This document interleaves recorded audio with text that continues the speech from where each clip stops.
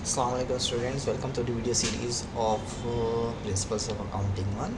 इस वीडियो के अंदर हम सिस्टम अकाउंटिंग की डेफिनेशन से systematic way and user of accounting की इन्फॉर्मेशन को कवर करेंगे और अकाउंटिंग की डेफिनेशन की हेल्प लेंगे। लास्ट वीडियो में किस तरह हमने देखा था कि भाई अकाउंटिंग के अंदर अकाउंटिंग का सब्जेक्ट मैटर क्या है। अकाउंटिंग के सब्जेक्ट मैटर के अंदर हमें ये डिस्कस किया था कि भाई हर वो बिज़नेस एक्टिविटी जिसके अंदर मॉनेटरी फॉर्म पैसा इन्वॉल्व हो, कैश भी फॉर्म में हो सकता है, क्रेडिट फॉर्म में इन्वॉल्व हो सकता है, उसको हमें स्टडी करना होता है। इस वीडियो के अंदर हम ये देखेंगे कि जब प्रॉपर अकाउंटिंग सिस्टम हमने डेबिट क्रेडिट बिजनेस ट्रांजेक्शन्स और मॉनेटरी फॉर्म आइडेंटिफाई कर लिया तो उसका एक प्रॉपर तरीका है, सिस्टमेटिक तरीका है, और ये सिस्टमेटिक तरीका यूनिवर्सली एक्सेप्टेड है। यानी पूरी दुनिया में जो सिस्टम है वही सिस्टम, और वो सिस्टम क्या है, यूनिवर्सली एक्सेप्टेड सिस्टम क्या है, वो सिस्टम ये है कि भाई डेबिट करना होता है, क्रेडिट करना होता है। अब कब डेबिट करना होता है, कब क्रेडिट करना है, इसके कुछ रूल्स हैं और ये रूल्स यूनिवर्सली एक्सेप्टेड है। इसको हम यूँ भी कह सकते हैं कि फॉर एग्जांपल कि एक सिस्टम की एग्जांपल दे देता हूँ। ट्रैफिक लाइट की बात करते हैं। भाई पूरी दुनिया में मालूम है कि रेड पे रुकना है और ग्रीन पे चलना है, सही है। इस सिस्टम को फॉलो करने के बेनिफिट्स क्या हैं? सिस्टम को फॉलो करने के बेनिफिट्स ये हैं कि अगर आप आओ देखा जाए प्रॉब्लम को अवॉइड कर सकते हैं। अगर हर कोई अपनी मर्ज़ी से ट्रैफिक को अवॉइड फॉलो ना करें, लाइट सिस्टम को फॉलो ना करें तो एक्सीडेंट के चांसेस होंगे, सही है, नुकसान के चांसेस होंगे। तो देखा जाए तो सिस्टम को स्मूथली ऑपरेट करने के लिए कुछ रूल्स एंड रेगुलेशन बनाए गए और वो rules and regulation universally accepted हैं, सही है। तो उस सिस्टम को फॉलो करें। जैसे कि रेड पर अगर आप मिसाल के तौर पे आप ग्रीन पर रुकने लगे और रेड पर चलने लगे, ठीक है, तो पूरी दुनिया अगर ये करने लगेगी तो एक्सेप्टेबल है। लेकिन देखा जाए तो ख़ास तौर पे ग्रीन गो के सिग्नल के थे और रेड डेंजर साइन के लिए आ गया कि भाई रुक जाओ। तो एक सिस्टम बनाया गया है। तो अकाउंटिंग के कुछ सिस्टम्स बने हुए हैं, रूल्स एंड रेगुलेशन बने हुए हैं कि डेबिट के कुछ रूल्स हैं, क्रेडिट के कुछ रूल्स हैं, सही है। और ये इसलिए बनाए गए हैं, इसकी एग्जांपल के तौर पे बात करते हैं। इससे ये इसकी एग्जांपल के लिए मैं यूज़र ऑफ अकाउंटिंग इन्फॉर्मेशन या स्टेक होल्डर को इंक्लूड करते हुए एग्जांपल देता हूँ।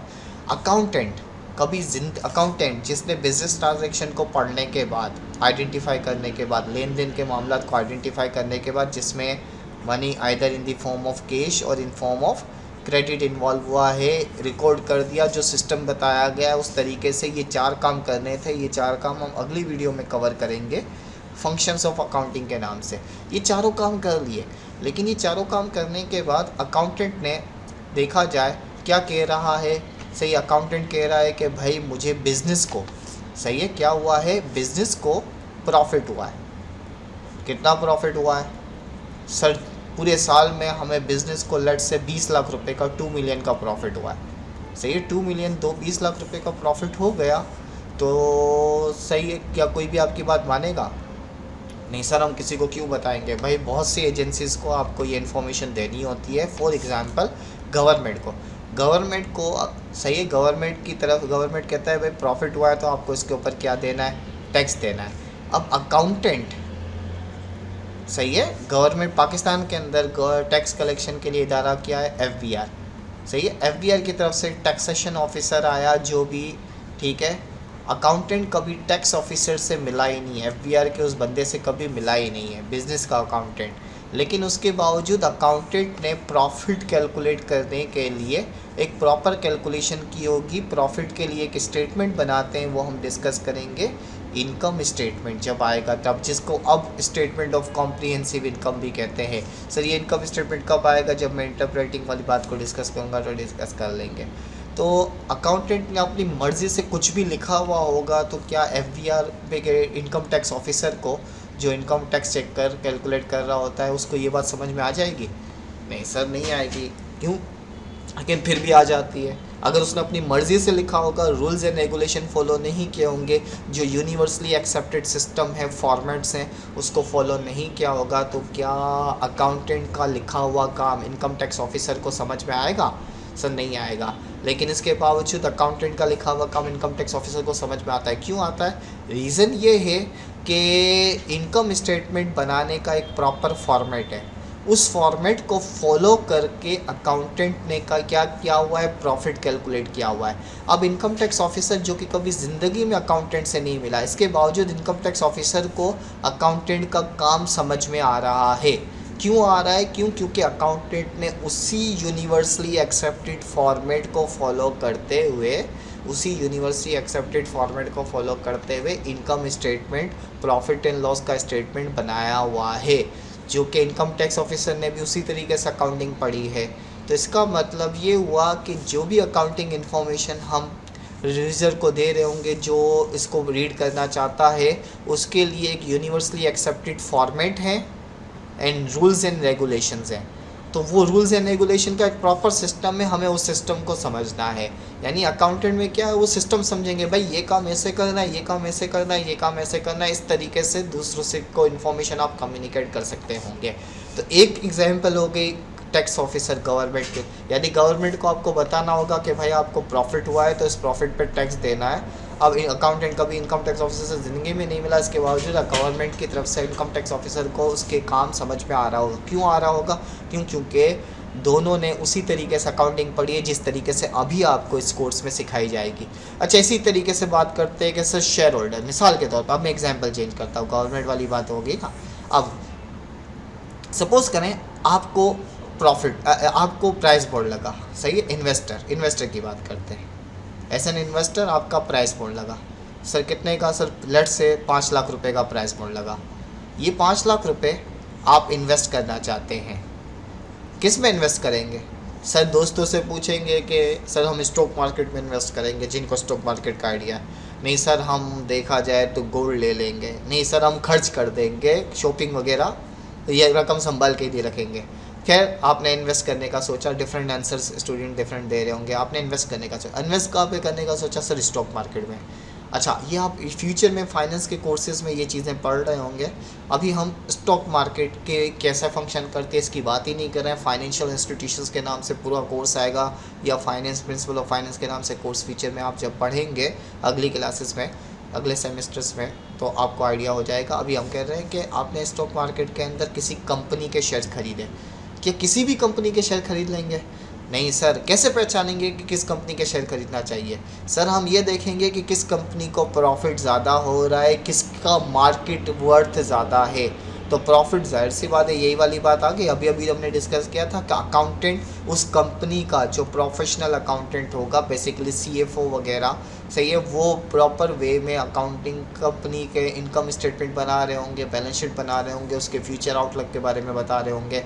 तो क्या शेयर होल्डर, अगर अकाउंटेंट, कंपनी के अकाउंटेंट अपनी मर्ज़ी से इनकम स्टेटमेंट बना लें, प्रॉपर सिस्टम फॉलो नहीं करें, तो क्या शेयर होल्डर को वो इन्फॉर्मेशन समझ में आएगी? नहीं आएगी। इसका मतलब शेयर होल्डर कंपनी के लिए एक प्रॉपर फॉर्मेट है, सही है, एक universally accepted rules and regulation follow करते हुए एक सिस्टम फॉलो किया जाएगा। हम इस सिस्टम की बात करें, उस सिस्टम को फॉलो करते हुए हम क्या बना रहे होंगे? Income statement as an accountant, या बैलेंस शीट आप आगे फ्यूचर पे पढ़ेंगे। इनकम स्टेटमेंट या बैलेंस शीट जब आप बनाएंगे, इनके लेटेस्ट नाम स्टेटमेंट ऑफ कॉम्प्रिहेंसिव इनकम और स्टेटमेंट ऑफ फाइनेंशियल पोजीशंस कहा जाता है, फाइनेंशियल पोजीशन, लेकिन ये लेटेस्ट नाम को हम थोड़ी देर के लिए इग्नोर करेंगे, सही है। Income statement of balance sheet सही है के नाम से शेयर होल्डर को, ओके यस, जो अकाउंटेंट प्रॉफिट बना रहा होगा, इनकम स्टेटमेंट और बैलेंस शीट जो बना रहा होगा, वो शेयर होल्डर को उसी वक्त समझ में आएंगे जब उसने जो प्रॉपर फॉर्मेट उसको फॉलो करते हुए बना रहा होगा। यानी अकाउंटिंग इन्फॉर्मेशन या अकाउंटिंग स्टेटमेंट्स, जो भी अकाउंटिंग बेस्ड स्टेटमेंट होंगी, रिपोर्ट्स होंगी, उनका एक प्रॉपर फॉर्मेट होगा, प्रॉपर सिस्टम फॉलो करते हुए बनाए जा रहे होंगे। तो वो उस शेयर होल्डर को उसी वक्त समझ में आएंगे जिस तरीके से share holder as a student investor ने अकाउंटिंग पढ़ी हुई होगी कि भाई income, financial statement, income statement, balance sheet की इन्फॉर्मेशन कैसे एक्सट्रैक्ट करते हैं, तब ही यह समझ में आ रहा होगा। ठीक है, थर्ड यूज़र की बात करते हैं, क्रेडिट है। सपोज करें आपको लोन चाहिए, अब मैं एग्जांपल, ये इसकी एग्जांपल यहाँ पे आ गई, ठीक है। अब अगर मैं लोन की बात करता हूँ, तो लोन अगर चाहिए तो आप किस कंपनी को लोन देंगे? अगर लोन के लिए से बात करते हैं कि सर जिस कंपनी की वर्ष ज़्यादा होगी, जिसका पुराना पहले से कोई लोन मौजूद नहीं होगा। मिसाल के तौर पे आपने बिज़नेस स्टार्ट किया 5 लाख रुपए से। अच्छा, इस 5 लाख रुपए में से आपके 4 लाख अपने खुद के थे, ठीक है, और 1 लाख आपका पहले से लोन था। अब आपको मज़ीद पैसे चाहिए, 5 लाख रुपए कम पड़ रहे हैं, कोई मशीन ख़रीदनी है या मार्केट से इन्वेंट्री ख़रीदनी है 5 लाख रुपए की, तो आप लोन लेने के लिए जाएंगे तो वो लोन जो न्यू लोन दे रहा होगा वो ये देखेगा कि पहले से लोन कितना है। ठीक है, अब सिचुएशन चेंज करता हूँ। सिचुएशन चेंज क्या कर रहा हूँ, दूसरी कंपनी जो थी उसके भी 5 लाख के एसेट्स थे, 5 लाख के सामान था, लेकिन उसने स्टार्ट कितने से किया था, उसके अपने खुद के 2 लाख रुपए थे और पुराना लोन कितना था, 3 लाख का था। तो मेरा आपसे सवाल, ब्लैक वाले कंपनी पर as a bank loan manager, loan officer, सही है, क्रेडिट ऑफिसर, आप किसको लोन देंगे? ब्लैक वाली को लोन देंगे या ब्लू वाली को देंगे? ब्लैक वाली को लेस रिस्की होगा, क्यों? क्योंकि उसका पुराना कर्जा पहले से, भाई वो पहले ये चुका, उसने पुराना कर्जा तो चुकाया नहीं है और नया लोन लेने के लिए आ गया। तो ये एक इन्फॉर्मेशन रिकॉर्ड करने का एक प्रॉपर तरीका है और वो प्रॉपर तरीका हम पढ़ेंगे किस नाम से, बैलेंस शीट के अंदर। ठीक है, कि ये टेक्निकली इसके लिए एसेट्स की टर्म यूज़ की जाती है, इसके लिए इक्विटी की टर्म यूज़ की जाती है, इसके लिए डेट की टर्म यूज़ की जाती है या लाइबिलिटीज़ की टर्म यूज़ की जाती है। तो लोन ऑफिसर देखा जाए बिजनेस के अकाउंटेंट की रिपोर्ट्स यानी बैलेंस शीट देखकर कब समझेगा, क्योंकि लोन ऑफिसर क्रेडिट ऑफिसर ने भी जो बैंक का लोन दे रहा होगा उसने भी अकाउंटिंग उसी तरीके से पढ़ी होगी जिस तरीके से अकाउंटेंट ने ये रिपोर्ट्स बनाई होंगी। ठीक है, जिस तरीके से अकाउंटेंट ने ये रिपोर्ट्स बनाई होंगी। तो इसका मतलब ये हुआ कि अकाउंटिंग इन्फॉर्मेशन के यूज़र्स उसी वक्त इन्फॉर्मेशन को समझ सकेंगे जब इन्फॉर्मेशन एक सिस्टमेटिक वे में डिस्कस की गई होगी। सिस्टमेटिक वे, अगर वो सिस्टमेटिक वे फॉलो नहीं किया जाएगा तो इसका मतलब ये होगा कि अकाउंटेंट का काम दूसरे यूज़र्स ऑफ अकाउंटिंग इन्फॉर्मेशन को समझ में नहीं आएगा। तो क्रेडिटर को या शेयर होल्डर को या गवर्नमेंट की तरफ से इनकम टैक्स ऑफिसर को वो इन्फॉर्मेशन उसी वक्त समझ में आएगी जब अकाउंटिंग की रिपोर्ट सिस्टमेटिक वे में प्रिपेयर की हुई होंगी। इसी तरीके से कस्टमर्स और एम्प्लॉयज़ की लिहाज से भी बात करते हैं, इसके लिए मैं आपको रीडिंग असाइनमेंट दे दूंगा। लेकिन अगर तेज़ी से बात करें, कस्टमर्स को जगह का नहीं है, आप वाइट बोर्ड फिल हो गया ये समझ सकते हैं, ये देखने के लिए कि भाई इस कस्टमर की एग्जिस्टिंग सिचुएशन क्या है, क्या इससे मार्केट में नए कस्टमर्स कितने हैं, अकाउंट रिसीवेबल वगैरह वाली बात, ये इन दोनों यूज़र्स के बारे में हम अगली जब फाइनेंशियल स्टेटमेंट प्रॉपर डिस्कस होगा तो उस वक्त हम कवर कर देंगे। सही है। सो अभी इस वीडियो का पर्पस क्या है, इस वीडियो के अंदर हमने क्या कवर किया, इस वीडियो के अंदर ये कवर किया कि अकाउंटिंग के अंदर जो बिज़नेस ट्रांजेक्शन्स आइडेंटिफाई कर ली उसको एक प्रॉपर तरीका है, एक प्रॉपर सिस्टम है। वो प्रॉपर सिस्टम डेबिट और क्रेडिट के रूल्स फॉलो करना है, फॉर्मेट्स बनाने का एक तरीका है, वो फॉलो करते हुए क्या काम करने हैं, 4 काम करने हैं, रिकॉर्डिंग, क्लासीफाइंग, समराइजिंग, इंटरप्रेटिंग। यानी अगर इस वीडियो में हमने सिस्टमेटिक वे और यूज़र ऑफ अकाउंटिंग को डिस्कस किया और अकाउंटिंग डेफिनेशन से ही कवर किया, अगली वीडियो के अंदर हम क्या कवर कर रहे होंगे, इन चारों फंक्शंस को कवर कर रहे होंगे। और वो चारों फंक्शंस कौन से हैं, अकाउंटिंग साइकिल्स का पार्ट कह सकते हैं, यानी अकाउंटिंग साइकिल्स की ब्रीफिंग हो रही है। So that's all for this video.